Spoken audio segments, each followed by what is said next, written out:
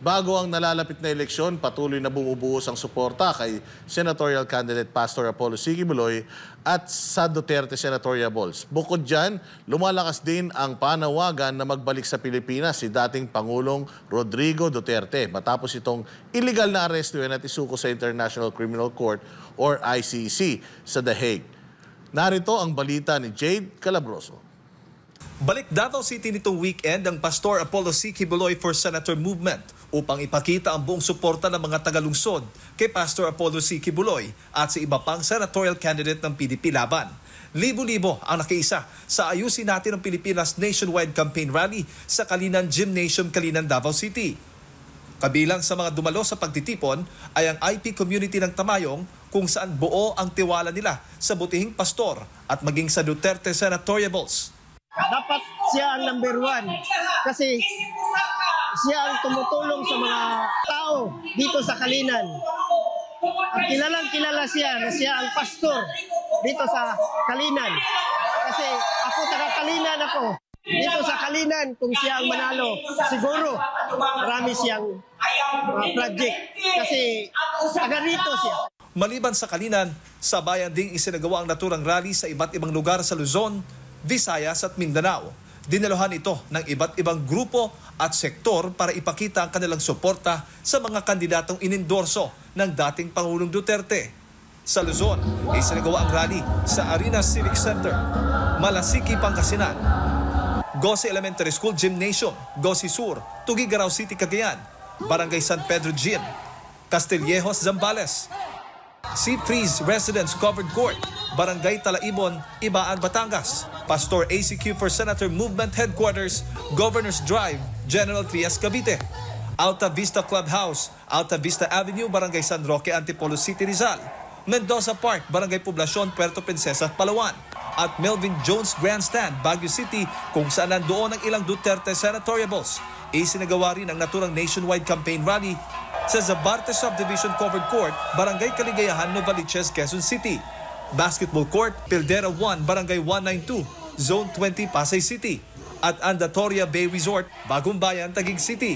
Libo-libo rin ang dumalo sa Ayusin Natin ang Pilipinas rally sa Visayas, partikular sa Lagtang Gym, Barangay Lagtang, Talisay City, Cebu, Barangay Poblacion Gym, Alicia, Bohol, Barangay Poblacion Gym, Sibulan, Negros Oriental, Barangay Rizal Covered Court, Canangan, Leyte, Mayor Pablo Barbo Bandilla Sports Complex, Lorente, Eastern Samar, Yapak Sports and Cultural Center, Barangay Yapak, Boracay Island, Malay, Aklan, at Barangay Handumanan Gym, Bacolod City, Negros Occidental.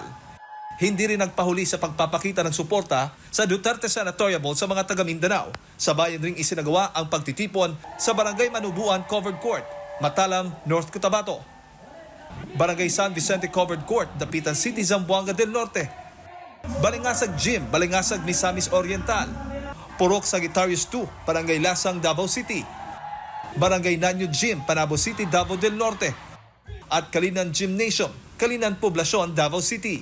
Makikita natin every time we have this campaign rally, iba't ibang lugar, syudad, probinsya, rehiyon, Luzon, Visayas, and Mindanao, umaapaw talaga at nakakabingi, dumadugundong ang hiyaw ng ating mga kababayan sapagkat uhaw na uhaw sila sa tunay na pagbabago. Samantala, tiniyak naman ng Executive Secretary ng The Kingdom of Jesus Christ na si Sister Eleanor Cardona na magagawa ni Pastor Apollo C. Quiboloy ang mga inilatag nitong mga plataforma. Of course, naniniwala tayo na makakalabas talaga si Pastor dahil wala namang bearing yung kaso laban sa kanya. Kaya naniniwala kami na sa lalong madaling panahon, talagang ipagtulot ng ating Diyos Ama, makakalabas si Pastor at makapaglilingkod talaga siya sa bayan. Pero kung hindi man, asahan nyo na lahat ng mga isusulong ni Pastor, no, na mga panukala, magaganap din, gagampanin din magaganap din yan. Kasi actually, hindi si Pastor yung personally pupunta sa ground. Maraming kasamahan. Kahit ngayon nga, nakikita nyo naman, nag-kick off yung, file si Pastor ng COC, hanggang nag-start yung campaign, nag-kick off. Tuloy-tuloy, no, yung pangangampal niya. Kabilang nga sa mga nais isulong ni Pastor Apollo C. Quiboloy, ang Zero Corruption na kabilang sa Exhibit A nito sa Kingdom of Jesus Christ. Samantala, kasabay rin ng naturang nationwide campaign rally ang panawagan ng hustisya kay dating Pangulong Rodrigo Duterte na iligal na inaresto at isinuko ng Marcos administration sa ICC. Sinabayan ito ng candle lighting na lalong nagpaiyak sa mga taga-suporta nito.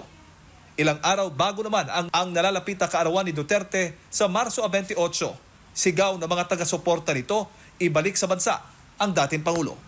Para sa Diyos at sa Pilipinas kumahal, ito si Jade Galabroso, SMNA News. Grabing